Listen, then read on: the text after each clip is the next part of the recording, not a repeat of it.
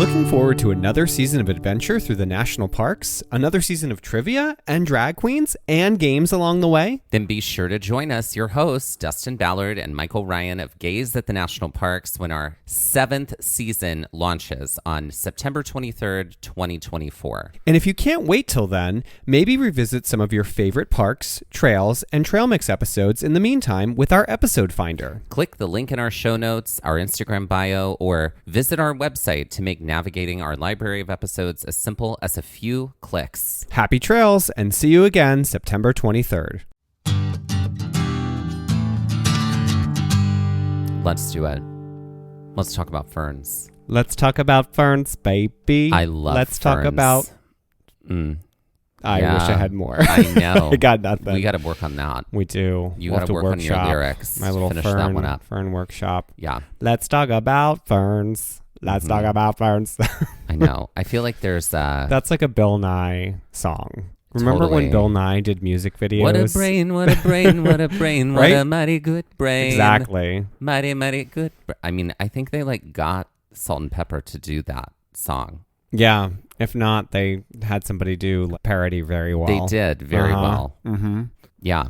Okay. Yeah. Let's talk about ferns, though. Well, I mean, this was the land of ferns. Because we're in Olympic National Park for this episode. Girl, we're here for a while. We so are strap here for in. a while. Because Olympic, we were in Olympic for like 5 days, and we saw a lot. So a lot. This has definitely been park space that people have been asking us if we had been to for several years, and we're finally here. Yeah. And there's a lot to talk about and a lot to experience, so strap in. But definitely the land of ferns. I hazard to think about a space where we were so fernalicious. I feel like that's the song. Maybe it might be. She's fernalicious. There it is. Oh, she ain't promiscuous. And if you are suspicious, then that girl is delicious. That fern is delicious. That fern is delicious. That's something like that. She's my witness. There it is. Oh my goodness. Big bucks. We got to get those big bucks for you. She's fernalicious. There it is. Yeah. Yeah. That's going to be the title. Now I will the write unofficial that song. title of this episode is Fernalicious. Yeah, you do need to write that song. You do. I mean, that's what I want to do, is just parody songs. I do it very well. You do it excellently. Yeah.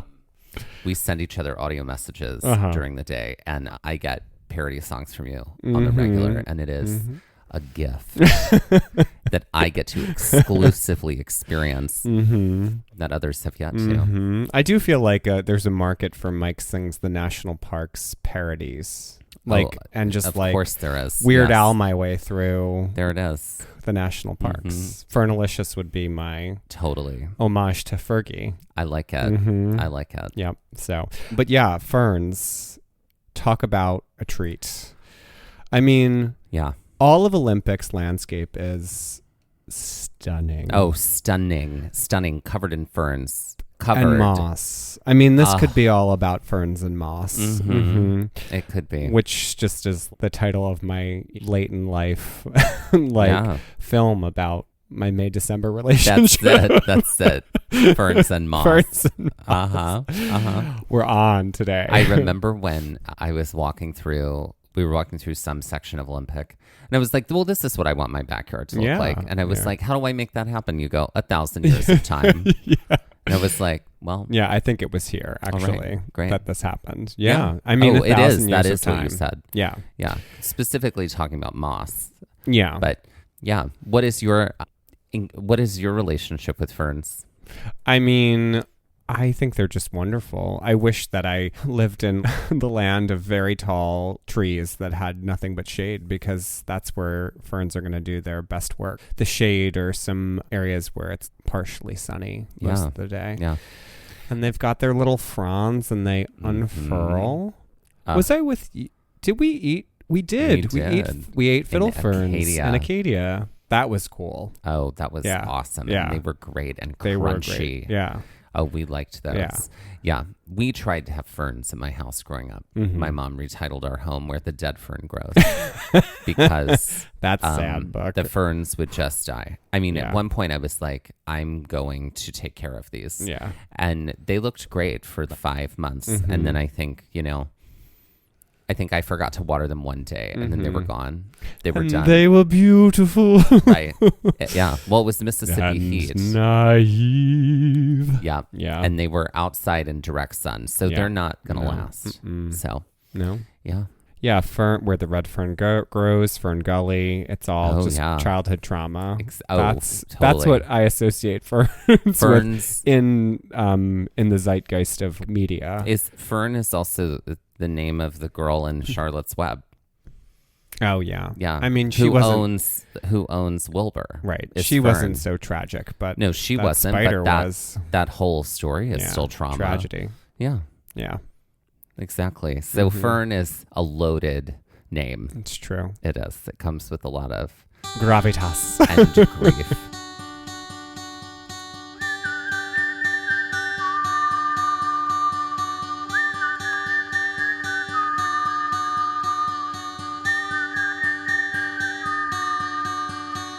I'm looking for adventure. I want to follow on the trail or get a little lost and let the wind fill my sails. Get up when the stars still fill the sky. Don't wake the sun. There's so much to be done, and the day has just begun.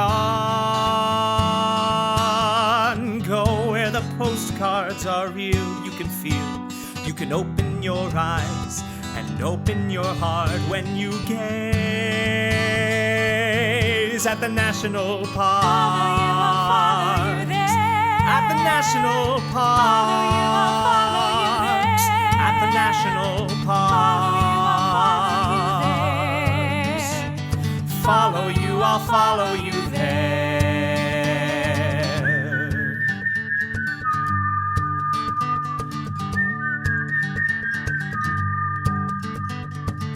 We would like to acknowledge that while hiking and exploring the land also called Olympic National Park, that we were on the traditional and stolen lands of the Lower Elwha Sklallam, Jamestown Sklallam, Port Gamble Sklallam, Skokomish, Quinault, Ho, Quelite, and Makah people. All right, so here we are.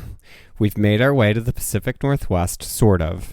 This was, before we get there, this was part of a large trip that we did in the summer of 2023, which sounds weird to say out loud. It was a trip that was designed for us to be taking part with our friends Brian and Tino, who you may remember from our episodes in Shenandoah and New River Gorge the season before. So, unfortunately, our plans had to change at the last minute, and Brian and Tino could not make the trip. So it was just the two of us. And it was quite in a scramble. Some very big Airbnbs. Yeah. They weren't that big. No. But they were Airbnbs that were the size for four that we then enjoyed just as the two of us. Yeah. But yeah, we had also planned to meet up with our friend Becky Lomax later on this trip when we were in Mount Rainier National Park. Mm-hmm. And there were some logistics there to work out, but it was time for this trip. So we arrived at the airport at 3 p.m. for a 5 p.m. flight. Right. It was the day after I was working. You were not working right. because Summer. it was the summer. Mm-hmm. And we're walking through the terminal. It's July. One employee walked up to us and said, "Happy Pride. Would you like some pride flags?" And we were like, "Oh, you're just giving them away?" And she was like, "Yeah, for you? Yeah." Like spotted in the crowd. Spotted in the crowd. Yeah. We'll take them. Uh-huh. So clearly we were strutting our pride through Terminal A at clearly. Newark. Yeah. Yeah. Mm-hmm. But then we encountered Mike's favorite thing at the airport. Waiting And delays. And our flight was supposed to get into Seattle. It was the one-way flight, Mm-hmm. and it was supposed to get in at around 7, Mm-hmm. which was great. We were like, okay, great, we We're going to get in around 7 and drive right up to Olympic to the Airbnb. But now our flight did not arrive until about 11. right, Which was makes not great. us want to scream. Right. Yeah. And wasn't great. So we had planned originally, right, to drive all the way up to Port Angeles, where our Airbnb was. But it is about a 2-hour drive from Seattle to Port Angeles. Right. We hope to also get all our provisions and go to the grocery store, what have you. Do all those so we things. could just get up early and go the next morning. But alas, delays. Yeah. So we were able to, once we finally landed, got our bags, get to the car rental place pretty easily because it was late. We were able to get the car pretty quickly. And we get in the car. Yeah, we get in the car. It smells a little weird. Yeah. But we're tired and delirious, so we just take it and go. We later found out it smelled like cigarettes. Whoever had just rented it had smoked, which, like, there's no smoking signs all over rental cars, y'all. Don't smoke in a rental car, they'll know. Yeah. And then they charge you, like, a lot to clean it. Yeah. And even after they clean it, they still can't get the smell out. Right. So, yeah, we decided that we were like, well, we could stay in Seattle for the night, or like we get a could hotel or just whatnot. Go to the Airbnb. And we were like, let's just drink a little bit of coffee, get some road snacks, and we're going to drive Power the through. 2 hours to Port Angeles. And I think we both switched. Like, we both drove part of it. Or did you drive all of it? I think I drove all of it. And I was because I drove all the next day. delirious. You were delirious. Yeah. I was delirious too, but Yeah. I was doing the work to keep us both awake. like slap me awake, which is Kind of basically what we have to do. So the Airbnb, we arrive very late at like 1 a.m. The Airbnb we had booked was really wonderful. It was set up with a main bedroom with a queen size bed. No. It was like, Or is it a king? You no, slept in it was like a California or Alaskan king. Oh. It was huge. Yeah. And I you slept- were like, you did your usual thing where you fell on your sword and offered up the meals to everybody. You all eat first and I'll eat whatever's left. I think it's called martyrdom. Yeah, exactly. So you were like, you stay in here and I'll stay in the other room and whatnot. What was the room we were going to share? Which had two like twin beds in it. Yeah. So you stayed there. I stayed in the main bedroom, and we flipped this later in the trip. We would do this back and forth. Yeah. I'm like, okay, I will stay in the bunk bedroom. Yeah, you Forks. stay in the main room. Can't wait to talk about that Forks we look Airbnb. forward to talking about the Forks Airbnb. This Airbnb that we were in, lovely, super lovely. Like you could see the sound. It was great Like from the back deck. You could literally see across the sound and see Canada. Yeah, it was awesome. Vancouver. So we ended up getting up early, despite the fact that we were so tired. We both woke up around 7. Even though it was like 10 a.m. to us. Yeah. So I think our bodies were like, you should have been up way long ago. So we blearily got ourselves together, dressed for hiking for the day, and then went to the Safeway and picked up basically almost all of our provisions that we'd need. And we got what we needed for breakfast and for lunch, and then we went back to the Airbnb. We put it all away, and then we made breakfast and sat down and chilled for a little while. Right. Like this was a very leisurely start to the day. Yeah. Considering usually it's like, okay, we're up, we're packed, we're on the way. We already have a plan for the day. This was our time to kind of plan what we wanted to do on this first day, because we didn't want to lose the day. No. We knew that we were going to get up later because we had gotten in at 1 and we were just so tired. So we had 2 options for this space that we were staying, because we were going to eventually move to the western side of the park and stay in Forks. So here in Port Angeles, the 2 kind of hikes that we had sort of dog-eared were Klahani Ridge and the East Side Trails. Now, based off of our location, those were kind of the best options for us. However, Hurricane Ridge, which is basically right below Port Angeles in the park, was closed because there was a fire at the lodge that summer, like right before we left. Right. I had been up to Hurricane Ridge before on my previous trip to Olympic and parked and hiked up there. One of the reasons to go there is because it's an easy way to drive up, park, and get a view of the Olympic mountain range. Holy cow. It's an incredible view. Yes. So people do it all the time. Yes. And there's a lot of hiking trails from there. One in particular that you can take. You can hike Hurricane Ridge. It'll take you to Klahani Ridge. Right. And then you could hike over to Lake Angeles or whatnot. But that was not the case this time. No. So we knew that we were going to have to commit all of that from a different angle. And we knew that it was going to be a very, very lengthy day. And I don't think either of us felt we could summon the energy for that, especially since it was such a late start. Right. Now, so we decided and opted to not do that this day. So we decided to essentially head back the exact path that we had driven to get up here to do the east side trails of Olympic. So this is about a 2-hour drive from Port Angeles. It's literally the same road that we took up the eastern side of the park from Seattle. And here is something that someone shared with us that we found to be 100% true, which is if you want to go anywhere in Olympic, it is a ton of driving. Right.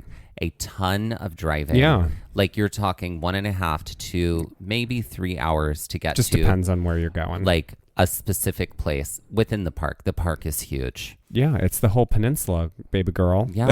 So, basically. So that's what's going on Yeah, there. something to factor in anytime you're going. I knew this from my previous trip too. And we had 2 different Airbnbs booked in Olympic. Right. This was our first one in Port Angeles. We booked another one in Forks later so that we could get to the trails over there a little bit faster. Yeah. Yep.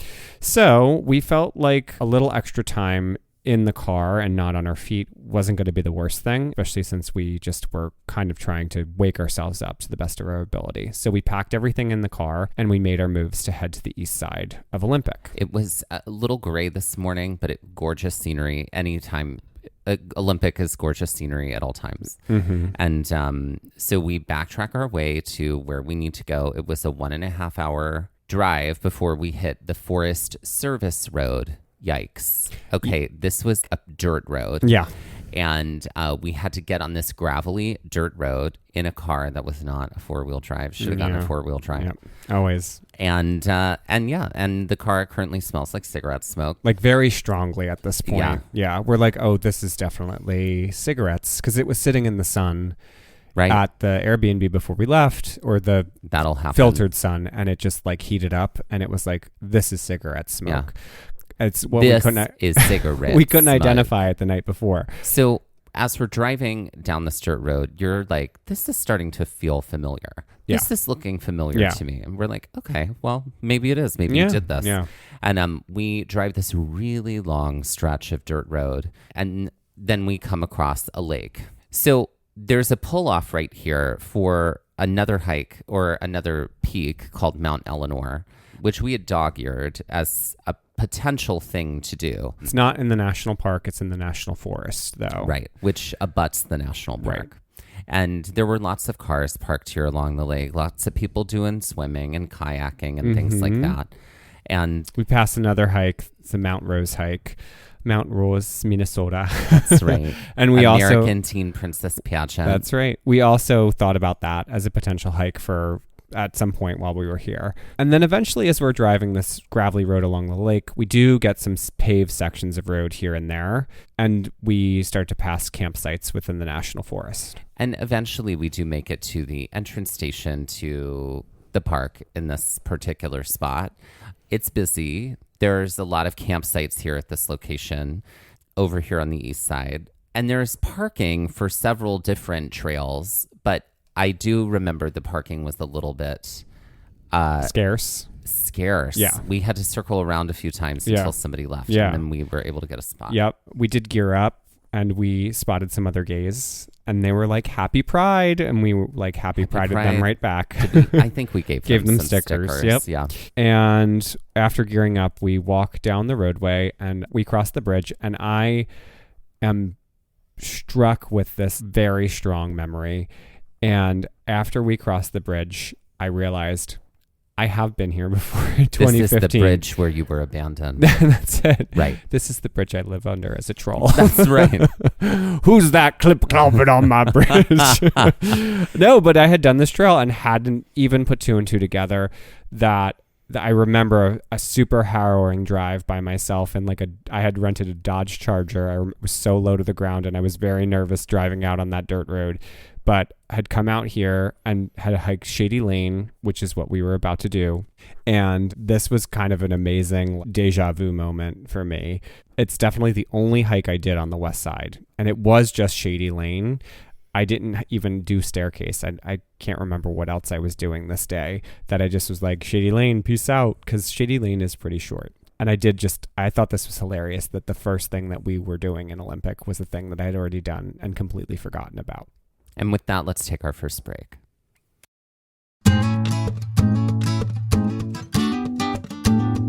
As someone who is constantly curious about the birds in my neighborhood, from those on the branches to those in the air, I often have trouble identifying what I'm hearing or what I'm seeing because they may be moving too fast for me to get a good view of. FeatherSnap takes the often tricky art of bird identification and makes it so much simpler through its top-of-the-line camera and incredible AI programming. After setting up my FeatherSnap bird feeder in my yard, I couldn't believe the birds I was seeing and capturing in photos and videos. If anything, the excitement of having a bird appear at the feeder and then be captured by the camera only stoked my excitement for what other birds might appear and what birds I should be on the lookout for while I was out and about. If you're looking to up your bird watching game or want to get your friends and family engaged in and excited about the birds in your area, then FeatherSnap is for you. From its solar-powered, top-of-the-line camera, in its unique dual bin feeder to its incredible mobile app which collects photos and videos at the feeder, FeatherSnap is a complete game changer. Check them out today at feathersnapcam.com. That's feathersnapcam.com.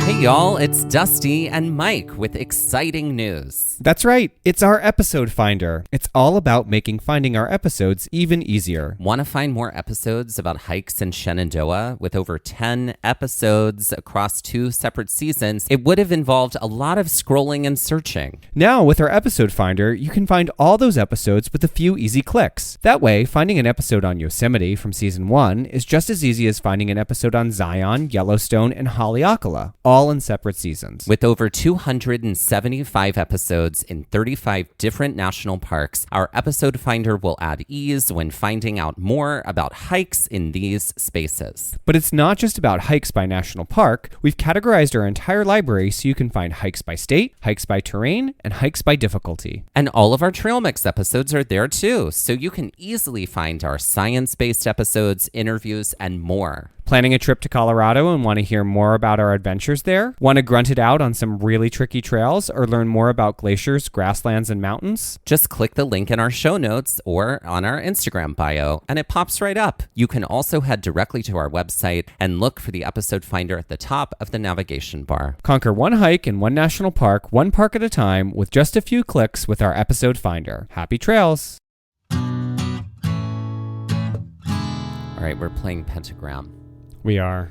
Which is a game we haven't played in a while. We haven't played it in a while. And this is our running joke, is that we always say that we haven't played this game in a while. It's true. It is true. So, when is the joke going to be tired enough for us to leave it behind? I don't know. Yeah. But not today. Not today. So we put 5 things in the pentagram to summon something. Mm-hmm. Who or what are we summoning today? I think we're summoning the 1970s rock sensation ABBA. Oh, okay, great. Obviously. Yeah. Okay, so immediately I'm putting in like a bell-bottom pant. Damn it. With like a flare, like an open flare at the bottom with just sequins all inside. Sure. Wow, you could have just done bell bottoms and sequins could have been another thing, but you're like, whatever. You could have my life. They have sequins on everything. I'm gonna put the playbill to the original cast version of Mamma Mia on Broadway, Right. because I feel like that will definitely summon them. Great. Yeah. I am going to put in a gold ring to represent the album ABBA Gold. Okay. Great. I'm gonna put in. Or you know what? Not a gold ring, a tiny little gold disco ball. That's what I'm putting in. A gold disco ball. I'm going to put in a single of Madonna's Hung Up as it samples. Well, Gimme. Yeah. Great. Okay, that's 4. And so now we have one more thing to put in. One more thing. To summon ABBA. I'm going to put in a tiny little statue of Napoleon. Because of Waterloo. Okay. Where he was defeated. And they have their song Waterloo. Great. So there we go. And with that. And poof. ABBA appears. Okay, so we head over to our first trail of the day, Shady Lane, which is a 4.2 mile trail. Yes, yeah. It goes along the river, and it is the mossiest mossy wonderland. I mean, it eventually gets to be ferny fern wonderland too. Both. But you are immediately struck by all of this moss in the trees along the river here. So we first encounter Log Bridge, and while walking, I take a tumble on the bridge. Yeah, it wasn't great. No, it wasn't great. It's not great. And you I were like, skinned my damn knee it, a little bit. This is my first hike. I know. First hike of the trip? No. I'm not injuring myself. We had to it was pretty bad. Bandage it up and stuff. Yeah. We used all the stuff from the first aid kit. This is why we always carry one. Yep. That's right. So I'm just dumbstruck by the fact that we're on this trail again. And I'm just like, this is the coolest thing. It's rare that we're so lucky enough to be able to head to a park twice. I say that, and we've been to Acadia 3 times. We've been to Shenandoah 4 times, but those parks are near us. So I felt very fortunate to be able to head back to Olympic, and I was so excited to show you so many hikes here that I had done, which we're going to talk about. Yeah. But this was not one that I was even in my sphere of like, oh, I have to show Dusty this. But it was such a perfect hike to start on. It was great. And it's so many giant trees, so much moss everywhere, so green. So that first bridge that we crossed was over Elk Creek, and it continued on the other side of the river. This is where we gain a little bit of elevation. There is a little elevation to gain here on this trail. The trail itself is a 4.2 mile out and back. So 2.1 out to the terminal point and then turn around for another 2.1. We do have an incredible amount of mossy growth here, but we also get this section right along the river. And the river she's flowing. She is. She's a very powerful river. When I was here in 2015, it was rainy, so it felt even more aggressive. We ended up having a very sunny day. That gray all burned off, and it was beautiful here. Yeah. It was a beautiful day. And again, greens, I don't think I'd ever really seen before. And not you hate in the this color kind green. of number. What's that? You hate the color green. And I can't stand the color green. Nothing in my home is green. No, not at all. So we do have to cross over some fallen trees that are pretty big. And then it eventually takes us into a deeper part of the forested section of the trail. Yes. And it's warm, a little bit buggy, but not so bad. No. And the trail then narrows a bit. Yeah, and the ferns are just like basically at your everywhere. Edges. Yep. We do see a few people on our way out, and we get happy pride from a few people because we had taken those flags that we got in the airport and pinned them on our bags. And again, ferns. You're going to hear us say much this fern the undergrowth. entire episode. Yeah. And it's like fern wonderland. We continue to hike out through this forest and make our way to the trailhead at the other side of the trail. There's a small parking lot here, so we know that we've reached the end. So that's kind of the nice thing is if you encounter a very busy main section of the park at the main parking area, there is another space that you can park to access Shady Lane. Yeah. There was actually, like, as we were driving in, there was a bridge that we could have crossed to the left, and I believe that would be how you kind of accessed that Shady other parking lot. Yeah. That's end of the trailhead there. We turn around here, we head back. We do run into some other kids with their dad. The dad apologizes for them and says this is their first time out of the house in a while, and they were fine. Yeah, there was no issues. Yeah. And we make our way back, and on the way back we do hear some maybe woodpeckers. We're not sure. We didn't possibly see lazy them. Woodpeckers. Either lazy woodpeckers or creaking trees. I think it was creaking trees. Yeah, because we had some wind, and it was great to hear creaking trees because you're like, is it gonna fall? Is it gonna turn into something totally destructive or not? So we make our way back to exactly where we started to head over to our second trail for the day, which is the staircase. Right. This is left off of Shady Lane. So the bridge will be on your right, and you basically take a left here. This is a 2.1 mile loop. So you start, if you'd started in the parking lot, that's sort of like the loop starting point and terminal point. But we had already kind of crossed the bridge. We were past the parking lot. So we just hooked our left here and got onto what was an easy sort of trail. I'd argue that the staircase is much easier than Shady Lane.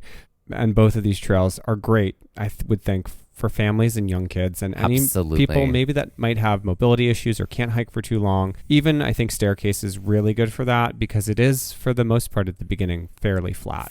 Yeah. What I love about both of these trails is that both of them are gorgeous and not strenuous. No. And so they are definitely great for families, or if you want to take people on some kind of hike, but you don't want it to be too much. Yeah. And like, because we know those people who are like, I can hike a little bit, and you're like, great.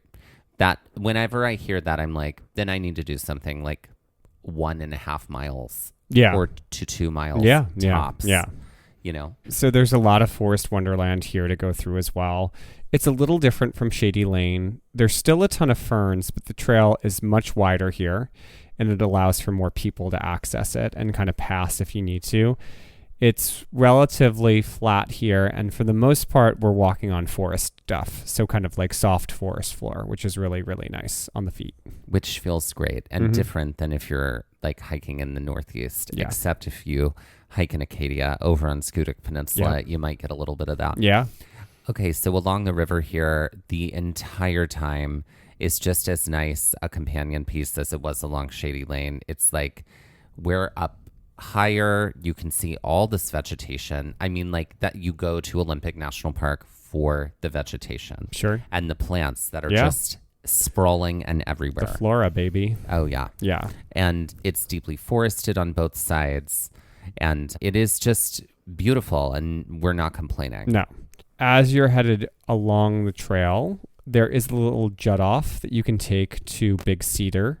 This is where you are able to see a felled giant cedar and its intricate root system. It's a very tiny loop that brings you alongside of the tree eventually, and then at the apex brings you to the roots before you go back down the other side and then head to the main trail. It's a simple jut off, but it's worth the experience to just take it and to take in this tree because it is gigantic. It feels kind of like a sequoia in some ways. Not as big, but still on the level of this giant megafauna. So back on the trail along the river, again, we're in a very wide open area here. It's a pretty wide trail at this point. And as we hike past this turnoff, this is where the trail does start to gain a little bit more elevation. So we're headed up a little bit. It doesn't really level off until we arrive at the next bridge. But we do spot what we do think is like a dead banana slug, but we aren't sure, and we don't really want to disturb it because it could be dead or alive. We weren't sure. Right, we weren't sure. But we had expected to see banana slugs here because they are all over the area, like specifically Olympic. Yeah. And this is where we saw our first Stellar's jay. Yeah, and you had a moment here. Had a moment. Stellar's jays are beautiful because they are this really dark sort of cobalt blue and black. And like we don't have them in the Northeast, though they're as common in this area as blue jays are in the Northeast. So yeah, I did have a great, lovely little moment with it. You did. This is also, again, there's more moss here, but there's a lot more light on this trail, so it's not as mossy, I would say, as what you're getting on Shady Lane. There are some small areas of boardwalk here, and we know that you had your best life moments here whenever there's boardwalk. I do love boardwalk And it was trails. tiny, but it was enough. Again, we get to see the river here at points, and we just start living our best life. While we're basically along the river the entire time on this trail, it's fairly obscured through the trees, but then you just get these absolutely stunningly stupid views. Like the water is aqua.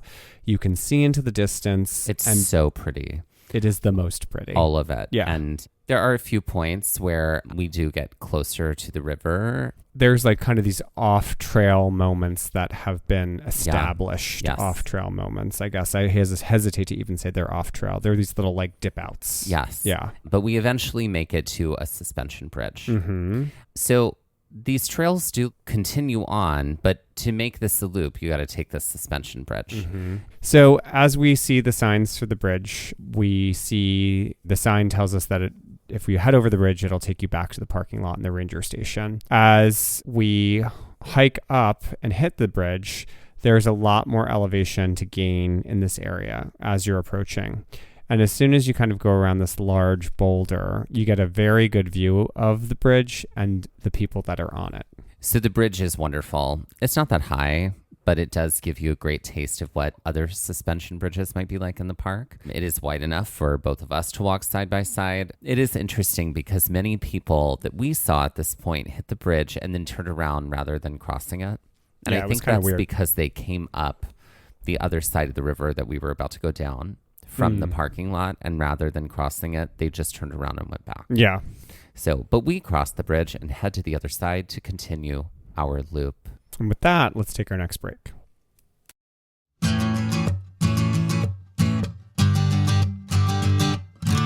All right. Ladies and gentlemen, please welcome to the stage Pristine Daae. Pristine. The chorus girl? Pristine Daae.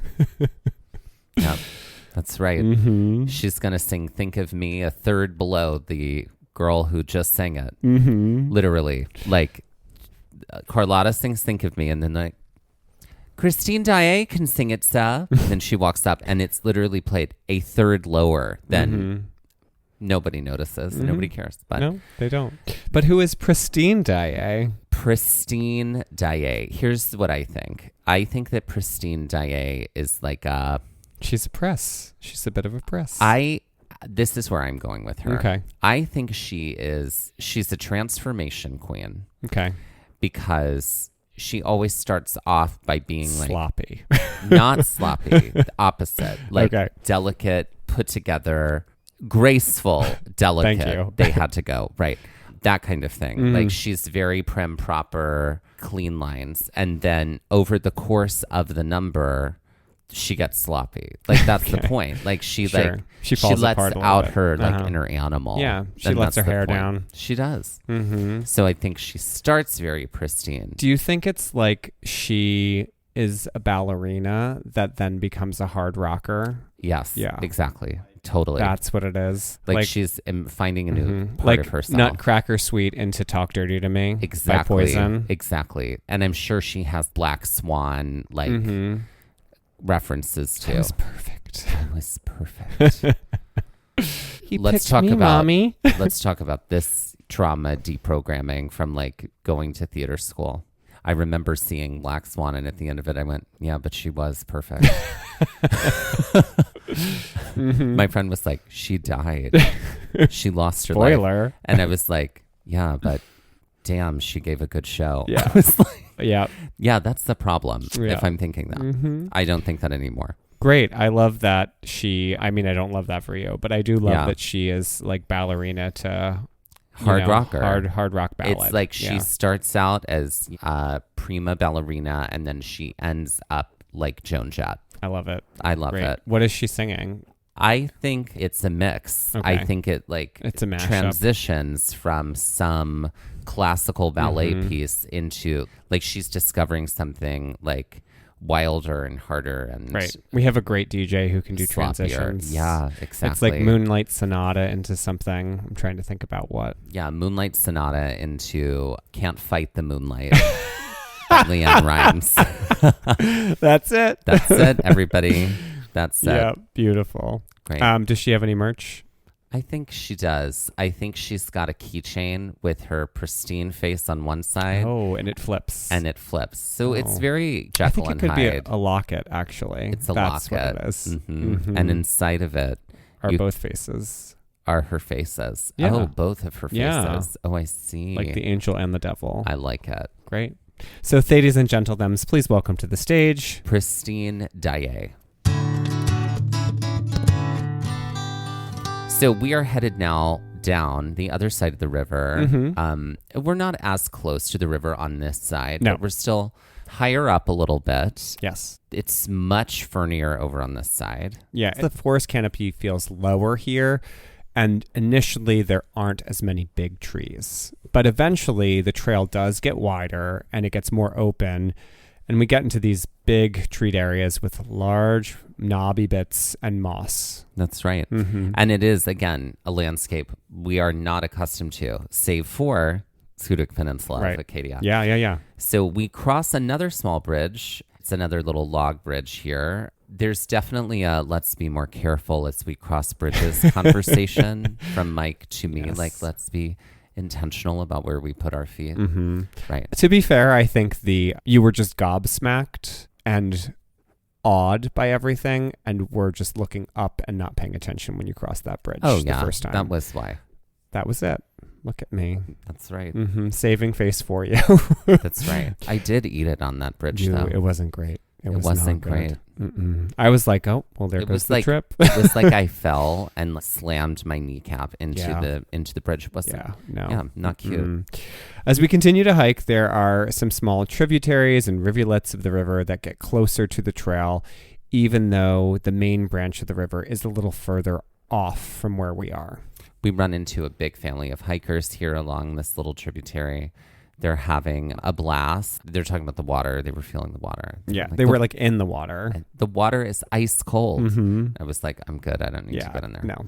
There's, again, lots of beautiful moss and light in the trees. This was just, the artist in me was firing on all cylinders, and just, we were both, I think, actively activating our imaginations. It did feel like, if there's ever a space that has ever felt like could be the setting of a fairy tale, this was it. This was Fairy Tale Kingdom. Without a doubt. Mm-hmm. And we did have a little trail guide with us, which was great. And there was this one Stellar's jay that would fly a little up the path, and then we would walk along, right? Yeah, it was great. It was really cool. Wild. It was like the Stellar's jay was telling us where to go. Yeah. And it was like, we're going to let this bird communicate with us. And we're just going to follow this bird. Yep, from branch to branch. And then eventually it did abandon us. It did. Abandoned? Yeah. Probably because we didn't give it food. No, yeah. That's fine. So as we continue to hike, we start to lose our elevation from the higher parts of the trail near the bridge. That being said, we're still, we still have to do a few sections of uphill and some heavily rooted sections of the trail that we have to conquer.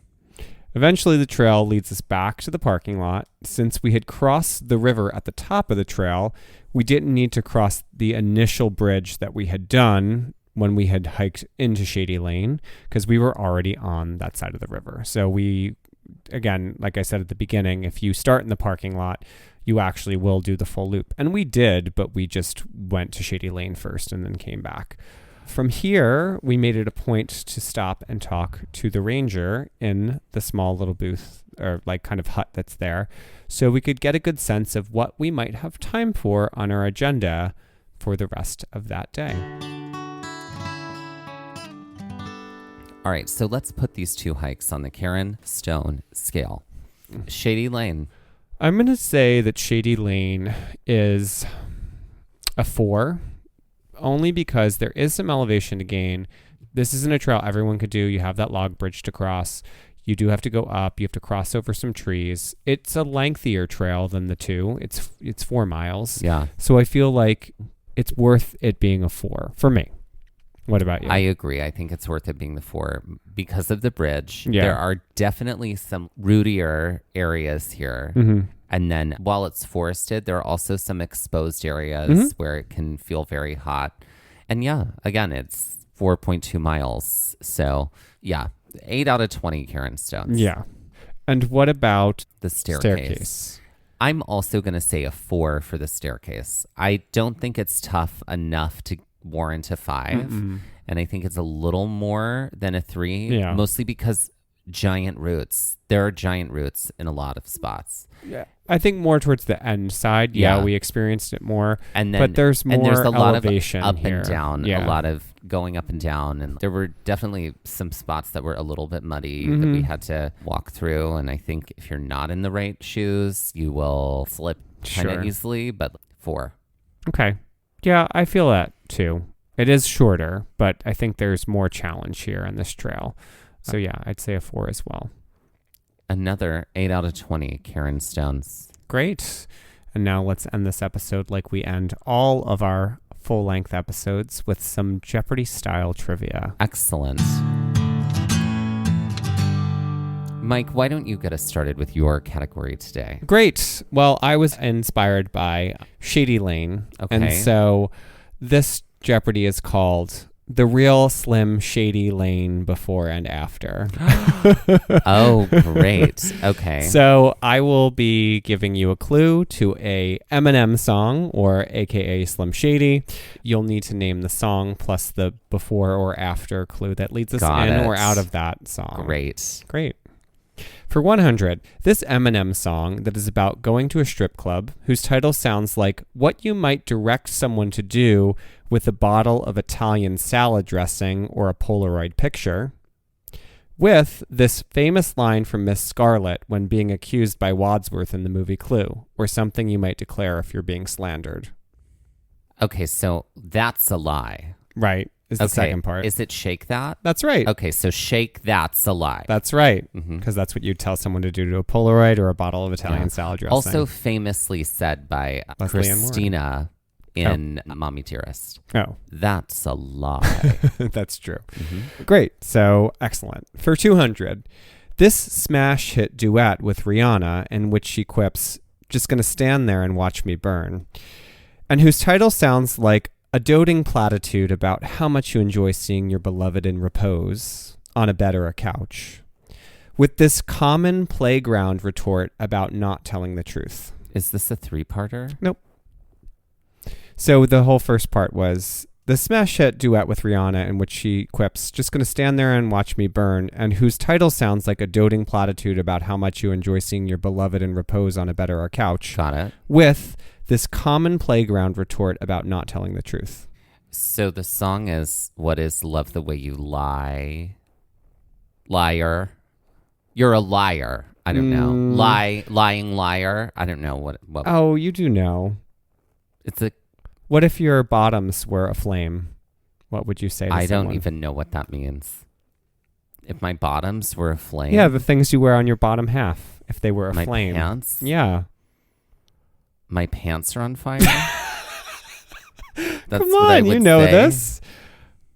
What is, I love the way you liar, pants on fire. On fire. Got it. If my bottoms were aflame, I need you to do that more like Maggie Smith. Yeah, like the Dowager What's Countess. the weekend? What is a weekend? That's exactly the energy if my you gave me. bottoms were aflame, Exactly. I am unfamiliar with the quip. Mm-hmm. Great. Great. For 300. This phrase that we hope to hear from the foreman of a jury at the verdict anytime our former Orange president is on trial, with this Eminem song featuring Dr. Dre, where they rap battle as the titular angel and devil on the shoulder of many, and whose song title might describe what happens when you have done something wrong and are mentally reeling from the repercussions. What is guilty or guilt and innocence? I don't know. So what would the foreman of a jury say? We find the defendant guilty. Okay, great. That's part one. Okay. And then what happens if you've done something wrong and you're mentally like hung up about it? Guilty and... What do you have? A guilty what? Oh, what is... We find the defendant guilty conscience. There you go. Great. For 400. This Eminem song, which is essentially our introduction to Eminem's alter ego, Slim Shady, and maybe a phrase you read above someone's name on a name tag, with this phrase usually spoken by a bitchy or absent-minded character after uttering something hurtful which caused another character to leave the room or area in tears. What is hello, my name, is it me? Did I say something wrong? It's along that line. Oh, okay. So start with the first part minus hello. My name is. Great. What? That's what he says. No, I know. Show, but that's the song. name of the song is My Name Is. Okay. Great. My name is. And then you said. Is it me? But did I say something wrong? Combine those. Can you combine those? Is it something I said? There you go. What is my name is it something I said? I got it. Yeah. I like it. Uh-huh. Mm-hmm. Great. Great. They're wordy, but they're there. I like it. I'm enjoying it. And for 500, this phrase, which may describe a character at rock bottom who is willing to pull one last heist or dangerous mission, even though everyone they care about is dead and gone, and their name is completely sullied. With this song from 8 Mile, the film, starring Eminem, which also won the Oscar for Best Song. What is I've Got Nothing to Lose Yourself? I'll take it. Okay, great. What is I've Got Nothing Left to Lose Yourself? I love it. Beautiful. Great. Great That was job. fun. Great. Mm-hmm. Okay, are you ready for my category? Yes. So I, too, was inspired by Shady Lane. Mm-hmm. However, I went in a different direction. I have a feeling you went in a direction I was going to go in, and I avoided it. Did you? Is this about Shady Pines? Not about Shady Pines. See, I almost wrote a whole Jeopardy category about Sophia and Shady Pines. No, this is not about that. This is Shady Lane. Reminds me of the heyday of 90s television or early aughts television because it sounds like a place where a show would take place. Okay, sure. So this is a category all about fictional towns where shows take place, and I'm going to give you the show, and I'm going to give you a clue toward the name of the town, and you have to name the town where this show takes place. Great. That sounds like Shady Lane sounds like it could be like Grover's Corner. The setting, right, Grover's Corners, which is our town. Right, okay. Yeah. So for 100, Gilmore Girls was set in this picturesque fictional town that sounds like a giant empty space where one might be able to see lots of specks of light in the night sky. What is Stars Hollow? That's right. Mm-hmm. Also, let it be known, everyone, that Mike loved the Gilmore Girls. Oh my God. I never watched the Gilmore Girls. All of it. That show is white. For 200, The Babysitter's Club was set in this fictional town that sounds like a little babbling stream full of mid-sized rocks. What is Brookstone? Flip them around. What is Stonebrook? What is Stonesbrook? Not Stone or Stonesbrook, but if it were an adjective. What is Stoningbrook? Correct. Not Stoningbrook, but... Stonedbrook. No. Stonebrook's a friend I have. It's a letter toward the end of the alphabet. Stonesbrook. Stonerbrook. Nope. You can get there. You can do it. Stonybrook. There you go. Stonybrook. Great. Okay. Stonerbrook, also a friend I have. Stonerbrook is where, like, some show from Kevin Smith would take place. I think it's actually Brooke Shields' podcast about getting high. There you go. There it is. Stonerbrook. For 300, The Power Rangers was set in this fictional town that sounds like a place where celestial beings, often depicted with wings, may grow oranges. What is Angel's Grove? Yeah, I'll take it. What is Angel Grove? Angel Grove. Okay. Yeah. For... Ay. Yes. 400. ABC's Once Upon a Time was set in this fictional town. That sounds like it could be a reference to the town from the Babysitter's Club, and also a reference to the tome where you most likely would see the phrase Once Upon a Time. What is Grimsbrook? Nope. Brook is correct, though. What is Storybrook? That's it. There it is. Storybrook, which I think is a great drag name. Storybrook. she's a reading queen with Gwennifer Woodwin. That's right. Here we go. You said Gwennifer Woodwin. Take that in, everybody. Gwennifer Woodwin. I knew what I was doing. You did know what you were doing. I was making it funny. And finally, for 500, Buffy the Vampire Slayer was set in this town, a place whose name is definitely the antithesis of the darkness Buffy and friends often faced each episode. It refers to our largest orb of light and the term for a broad valley. Right, because it was a hellmouth is where they were above. Yeah. And it was titled Sunnydale. That's right. Mm-hmm. Sunnydale. Mm-hmm. All right, everybody. And that's our first episode of the season. We're going to go have tea with Gwennifer Woodwin.